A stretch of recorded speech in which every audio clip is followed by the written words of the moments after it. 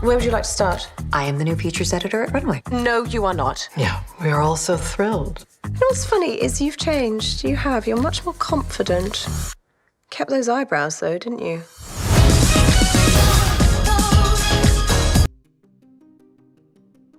It starts with a feeling you probably didn't expect to come back. A mix of intimidation, elegance, and quiet panic. The kind that once defined an entire generation of moviegoers. And the moment the new trailer for The Devil Wears Prada 2 begins, it's clear that this world never really left. It was just waiting for the right time to return. Before we begin, would you please support me? Subscribing is free and very important to me. Please subscribe for better analysis and more videos. After years of speculation, the long-awaited sequel is officially moving forward, and the first teaser trailer is finally here. Anne Hathaway, Meryl Streep, Emily Blunt, and Stanley Tucci are all back, stepping once again into roles that became cultural shorthand for ambition, power, and survival inside the fashion industry. But this time, the battlefield has changed.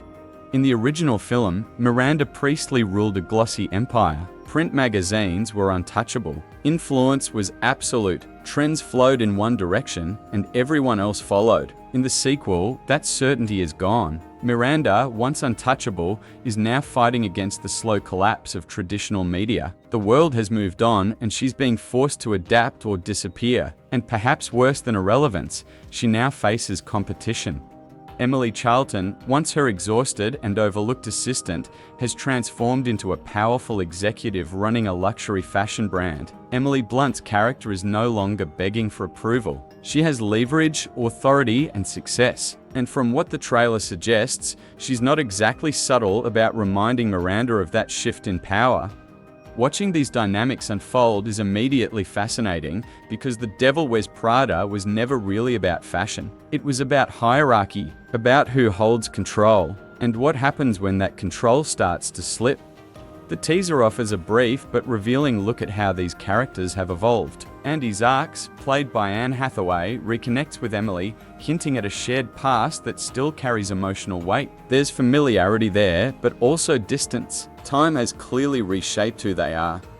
And then there's Miranda. In a moment that perfectly captures her character, Miranda doesn't even remember that Andy and Emily worked together. She casually asks Nigel where he was during that period, as if those years existed in a different universe. It's a small moment, but it speaks volumes. For Miranda, people are eras, tools, phases, and once they're no longer useful, they vanish from memory. Stanley Tucci's Nigel, as always, feels like the emotional anchor of the room. His presence alone reminds you how much quiet damage Miranda left behind, even at the height of her power.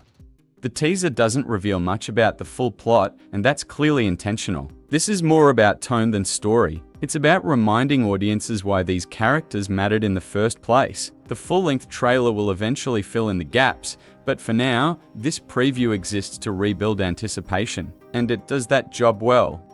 The teaser focuses almost entirely on Miranda and Andy, deliberately echoing the chaotic dynamic that defined the original film. During their interaction, Madonna's Vogue plays in the background, the same song used in the first movie to mark Andy's transformation into the fashion world. The choice isn't subtle, it's nostalgic, and it's designed to hit long-time fans exactly where it hurts. This sequel also brings back several familiar faces from the original cast. Emily Blunt, Stanley Tucci, Tracy Thoms, and Tyber Feldman are all returning, reinforcing the idea that this isn't just a reboot or a soft continuation. It's a direct extension of the original story. At the same time, the cast is expanding significantly. Kenneth Branagh, Simone Ashley, Lucy Liu, Justin Theroux, BJ Novak, Rachel Bloom, Sydney Sweeney, Lady Gaga, and Donatella Versace are all joining the sequel. That lineup alone suggests that the film is aiming to reflect a modern, celebrity-driven fashion ecosystem rather than the more insular industry portrayed in 2006. Filming wrapped in late October, and the movie is currently scheduled for a theatrical release in May 2026. The scale of the production, combined with the cast, makes it clear that this sequel isn't being treated as a small nostalgia project. This is a full-scale return.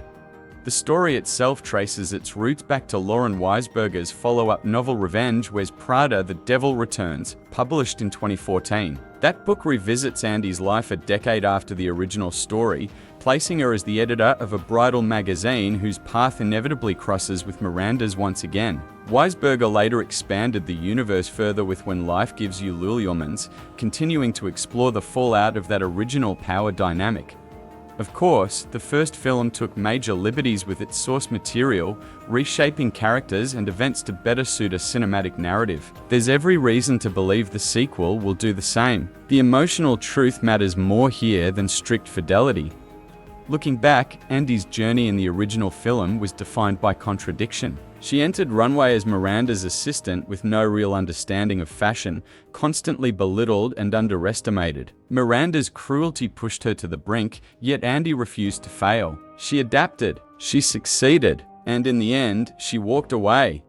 That ending mattered. Andy quitting and still receiving Miranda's recommendation suggested a complicated respect beneath the abuse. It left audiences debating whether Miranda was a villain, a survivor, or something in between. The sequel now has the opportunity to revisit that unresolved tension in a world that looks nothing like the one they left behind.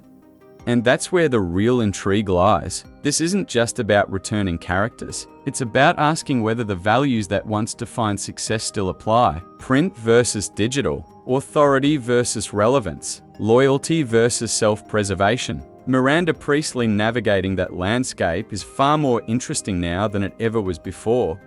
If you've ever wondered what happens to icons when the system that empowered them collapses, this sequel is clearly ready to explore that question. And if you're still watching at this point, you already know this isn't just another sequel. It's a cultural time capsule reopening itself. The Devil Wears Prada 2 is set to hit theaters on May 1, 2026. And whether it lives up to the legacy or challenges it, one thing is certain: everyone will be watching. Until next time, keep an eye on who's really holding the clipboard, and I'll see you in the next breakdown.